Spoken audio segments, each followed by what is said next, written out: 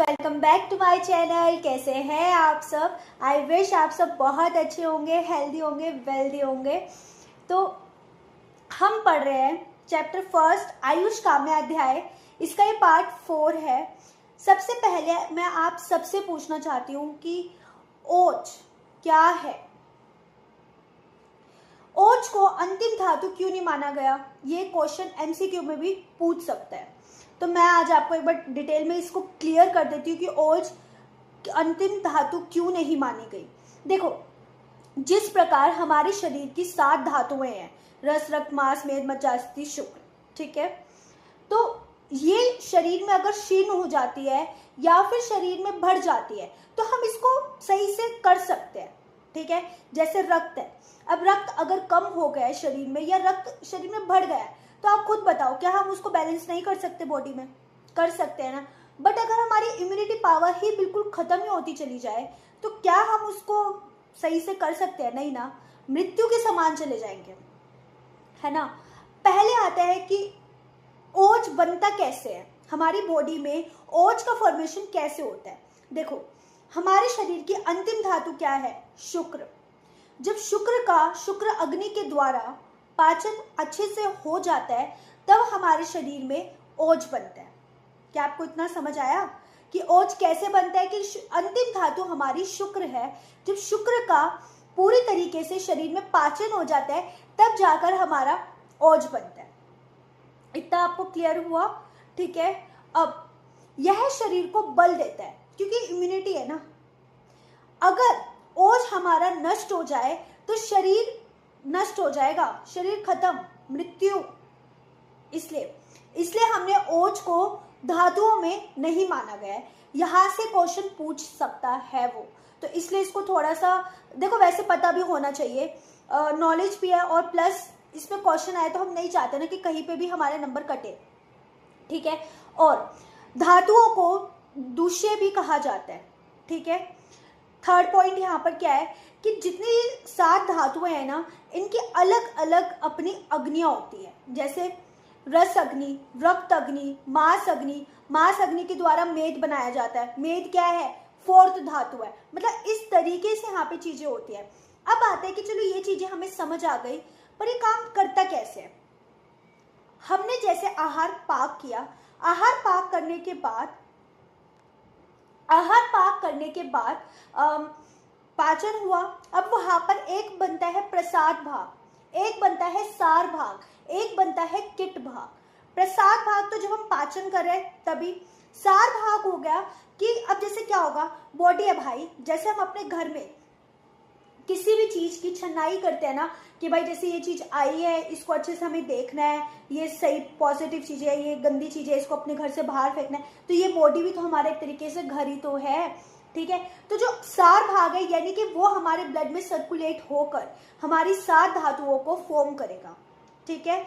जो हमारे शरीर के लिए जो भी तत्व बहुत ज्यादा इंपॉर्टेंट है उसको वो छाट लेगा। खाना खाने के बाद जैसे रोटी खाई, रोटी में जो चीजें अच्छी है उसको ऐसे छाट लेगा, ठीक है। और जो वो हो गया सार भाग, ठीक है।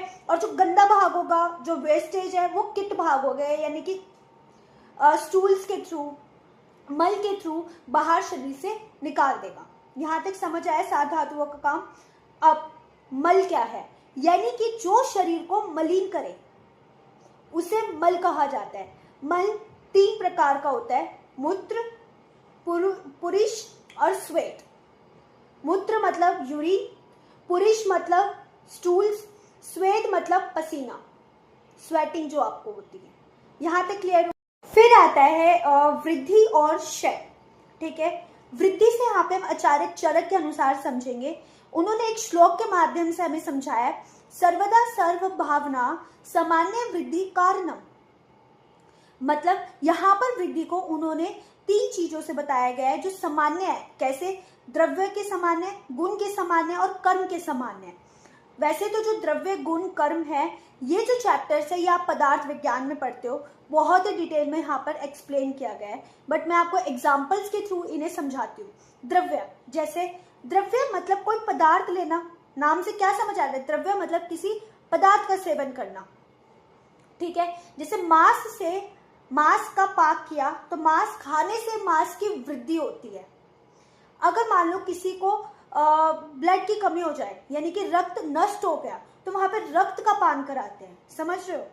यानी कि द्रव्य से कैसे वृद्धि होती है, उसे क्या कहते हैं, द्रव्य सामान्य।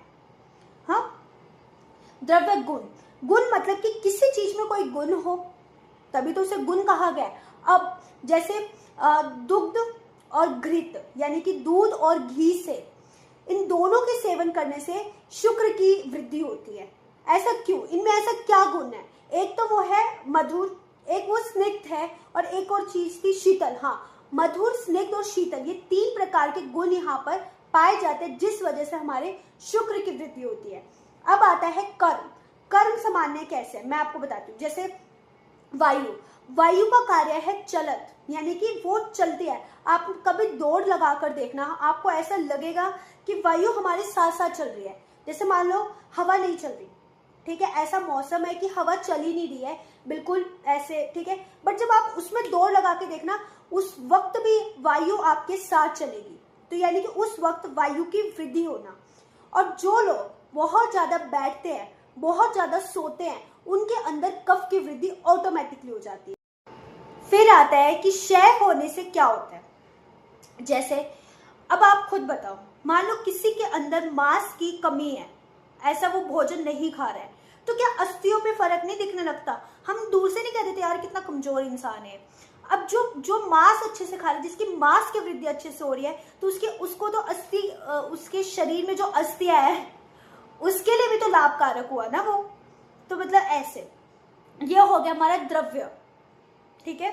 अगर अब बात करते हैं गुण की, वैसे वायु रुक्ष, लघु, लघु मतलब हल्का, रुक्ष मतलब खुरदरापन, ठीक है, और शीतल। जैसे आपने कभी देखा है ठंडियों में हम सबकी स्किन कैसी हो जाती है यार, फटी फटी सी हो जाती है, बिल्कुल ड्राई स्किन होती है, और जैसे हम उसमें कोई तेल लगाते हैं या कोई क्रीम लगाते हैं तो वहां पर वो बहुत अच्छे से मेंटेन हो जाती है, मतलब चमक जाती है ना हमारी त्वचा। ऐसा क्यों? तेल में ऐसा क्या गुण है? तेल वहां पर वायु के अपोजिट है। जिस प्रकार वायु रुक्ष है तो यहाँ पर ये स्निग्ध है, यानी चिपचिपा, मतलब चिकनाहट, चिपचिपा तो नहीं, चिकनाहट है, ठीक है। और वहां पर वो लघु है, यानी हल्का है, तो तेल वहां गुरु है, ठीक है। वहां वो शीतल है तो वहां वो उष्णता है, जो हमारी सर्दियों के लिए हमारे लिए बहुत अच्छा बेनिफिशियल है। फिर आता है कर्म के सामान्य। अब जिस प्रकार हमने वृद्धि में देखा कि वायु एक चल है, यानी कि वायु एक जगह स्थिर नहीं रह सकती, उसी प्रकार अगर कोई इंसान बहुत ही ज्यादा सोता है भाई, बहुत आलसी है, कुछ नहीं करता, तो उसके लिए तो वहां वो वात का नाशक है ना। तभी तो कहा जाता है कि एटलीस्ट 30 मिनट्स वॉक करनी चाहिए। और ये मैं आप सबको भी कह रही हूँ, दिन में 30 मिनट अपने लिए निकालना कोई बड़ी बात नहीं है।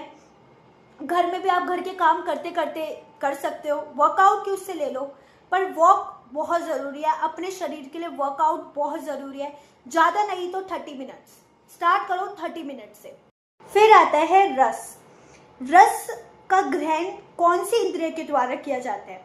रस इंद्रिय के थ्रू, यानी सेंस ऑर्गन पूछ रहा है। इंद्रिय यहाँ पर ज्ञान इंद्रिय हमारी 5 प्रकार की होती है, जहाँ पे वो सेंस ऑर्गन होता है, eyes, ears, nose, lips, skin, ठीक है। अब तो रस किसके थ्रू होगा? रस इंद्रिय के थ्रू होगा, यानी हमारी जीवा के थ्रू होगा। ये 6 प्रकार का होता है, मधुर, अमल, लवण, कटु, तिक्त, कषाय। मधुर मतलब जैसे चीनी, अमल खट्टापन जहाँ होगा जैसे नींबू, लवण नमक, कटु हो गया जैसे मिर्च, तिक्त मतलब नीम, कषाय मतलब जैसे हरड़, यानी जहाँ कसेलापन हो, ठीक है।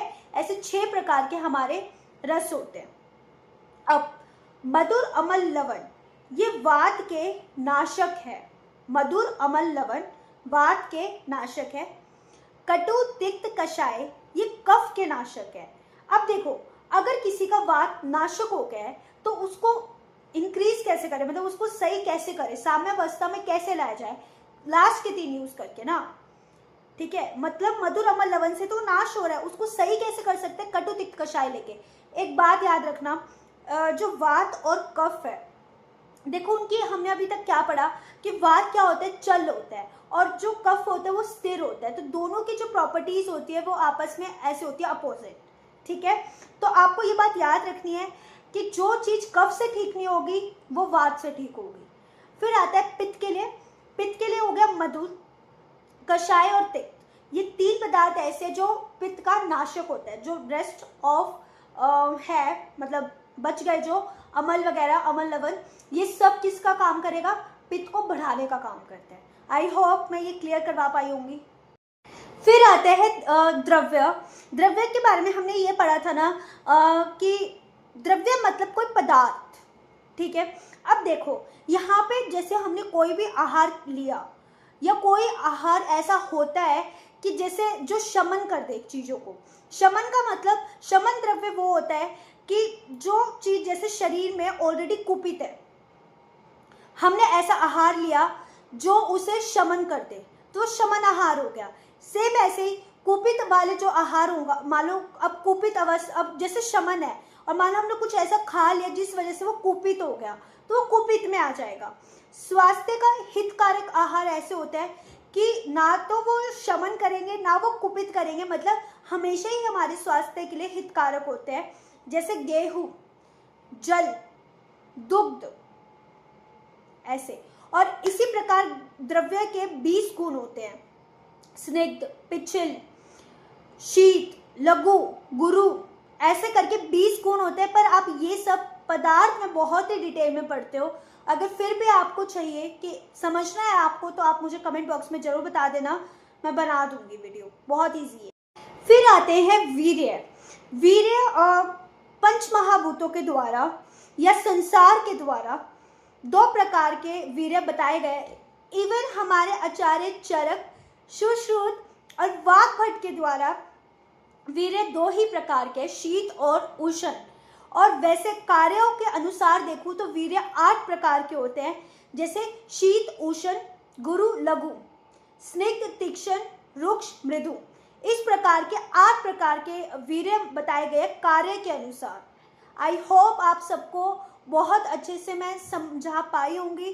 कुछ रहता हो तो प्लीज़ आप मुझसे पूछ सकते हैं, ठीक है। आयुर्वेद को जल्दी जल्दी फॉलो करो, आयुर्वेद को ढेर सारा प्यार करो, और फिर देखना आपकी लाइफ में बहुत सारे मिरेकल्स होने लगेंगे।